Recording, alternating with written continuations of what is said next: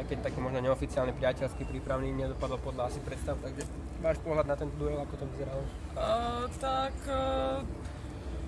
V prvom rade dobrý ten priateľský zápas aj z mojej stránky, to, že prvý zápas bol taký priateľský a taký troška stresujúci pre mňa ako v drese Slovenska, takže radšej tu tak v priateľskom zápase spravíte chyby, alebo tu trému dostať ako už zodpovedné o kvalifikácii.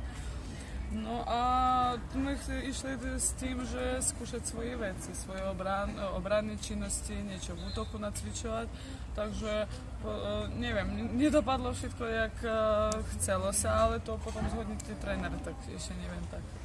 Vy ste nastúpili v zápase, dali ste 4 góly, bola si najlepšia strelkyňa Slovenska.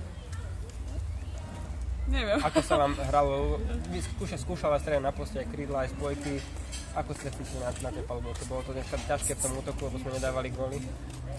Tak bolo z tej stránky ťažšie pre mňa ako prvý zápas v drese. Zopakujem sa. Proste chcelo sa nesklamať, aj keď to priateľský zápas sa dá do toho všetko. A možno niekedy to chcenie, kedy tie chyby robili sa, ale nevedela, že dala najlepšia strelkyňa, bola to nevedela. Maďarky bolo ťažké prekonať cez ich obranu, bolo to náročné? No hej, Maďarky je dobré družstvo, ono svoju kvalitu ukazuje na majstrovstvách Európy, sveta a tak dál.